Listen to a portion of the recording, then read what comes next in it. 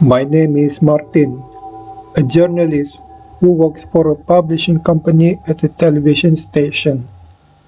My job is different from most other journalists. I was given the responsibility to cover horror, mystery, and odd topics. Where there is a full story of mysterious question marks and legends, that's where I will be present to unravel the mystery. Among all the stories I have posted, there is one story that I will never forget. A story that happened in a hotel that used to be the site of an old palace known as Black Moon Palace. Black Moon Palace, or now Black Moon Hotel, is so named because its location is on top of a hill, and its walls are hundreds of years old, looking black from a distance. This palace seems to hold 1,001 secrets. Only a few years ago, after being left empty for many years, it was finally renovated into a luxury hotel. Many come here to experience the atmosphere of the palace of the past. But behind the grandeur of this hotel, there is one thing that visitors do not know about a room located in the east wing of the palace, a dark and quiet room, which has not been inhabited for a long time, which is room 402. This room is the largest room in the hotel. It is located on the top floor and used to be the room of the king, the owner of this palace. When this hotel first opened, visitors could book this room to experience staying in the biggest room there. But room 402 was closed because residents report strange and creepy happenings.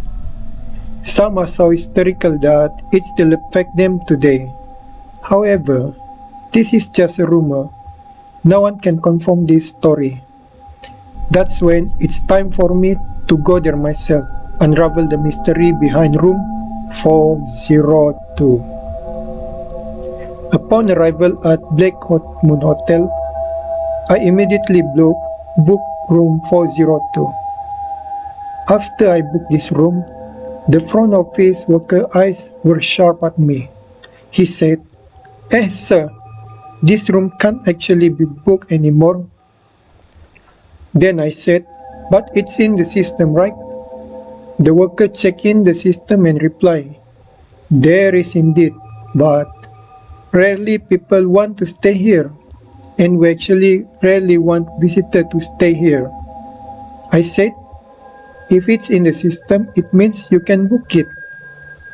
He was silent for a moment before proceeding to book in the system. After a few minutes of trying, he finally said, if you follow the system, you can make a reservation. But do you really want to stay here at this time? I just smiled a little because I knew no one should live here. Even so, it can still be booked in the system. So I just said yes. Despite my doubt, the worker still booked me to stay in room 402, a room that no one should be in. After booking at the counter, I was given the key and started walking toward the east wing of the hotel room, where room 402 was. Before I walked away from the counter, the employee had time to ask, sir, is it true that you don't want to change the room? I shook my head, just smiled, and walked away as quickly as possible, afraid that he would cancel my reservation. When I arrived at the left wing of the palace, it was exactly as I expected. The areas there still looked preserved, but it was empty. The corridor was dimly lit and quiet because I shouldn't be here. Mixed feelings, thrills, excitement, and horror. The room was as I expected. Worn wallpaper, old furniture, and quiet atmosphere. The first night before I fell asleep, I heard a soft whisper, "Go now." The words whispered in the darkness, like rushing air past my ears. I woke immediately, heart beating fast, but the room was empty. Despite the pounding, there was a smile on my face because there was something in this room waiting to be unraveled.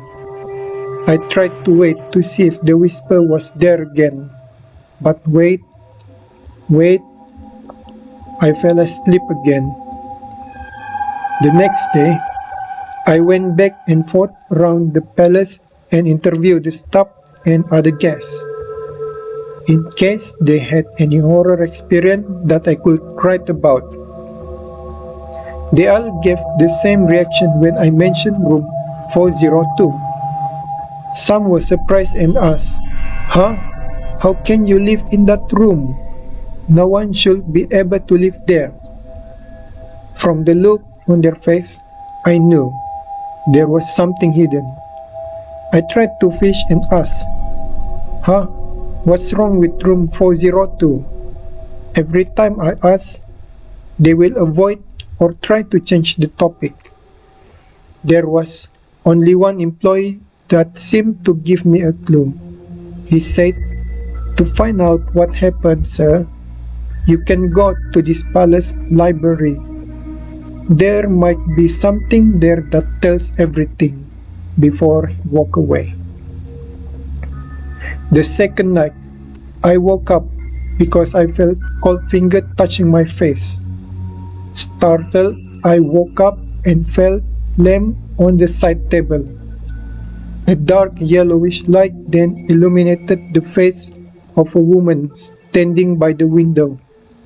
A young woman, pale face, dressed in clothes from the last century, her hair neatly combed in an old style, not moving, not breathing, just looking out.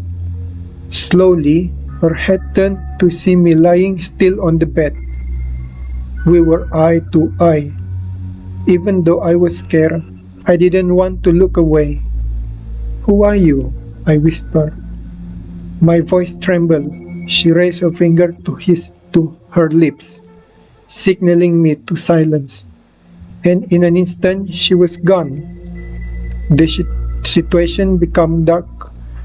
Eyes still wide open, searching for her.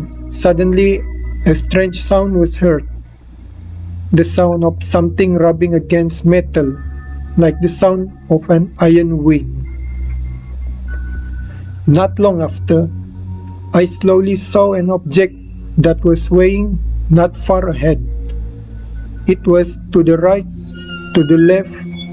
The longer it became clearer, it was a pair of slowly swinging legs. I raised my head to look up, and to my surprise, the figure of the woman I had seen earlier, her neck was strangled by a blanket tied to a piece of metal on the ceiling. The scary thing was the woman's eyes were wide open, looking at me intently while she put a finger on her lip, telling me to silence. Because I was so scared, at the moment I fell to the floor, then passed out. The next morning I woke up. I can't tell to the other workers, otherwise they will definitely tell me to get out of there. I was determined to survive, at least for another day. At this time, I remember the clue given by one of the workers. He said to find the truth is in the old library of the palace. I headed there, an area that had been closed for a long time, but I was determined to break into it. The library kept many secret old documents. I dug through the palace old records, ran through all the bookshelves and documents just to find answer. Finally, I found a document that tells everything. Actually, hundreds of years ago, a maid named Eliza fell in love with one of the princes, where they had a love affair. The problem is, the queen of the palace doesn't approve of the relationship because Eliza came from poor family. When the relationship was revealed, the queen locked Eliza in the room so that the secret would not be spread. Until one day, due to being frustrated, Eliza hung herself using rope made from the blanket I used in that room. At that time, I already knew the story behind room 402. The mission has been successful. I immediately returned to the room, packed my things, and left the palace. Right now, I'm sitting alone in my apartment, trying to translate my experience. From writing this, while my fingers are writing, I hear something rubbing, like the sound of an iron swing. Surprisingly, it's the same sound I heard when I was in room 402. But this time, in my apartment, the room became getting colder. Did Eliza follow me home? Does she want me to tell her story? Or does she want me to keep the story of what happened a secret? Surprising, but it doesn't matter. What I know with this writing, once again, I finally unravel another mystery, which is the mystery room 402 in the Black Moon Palace.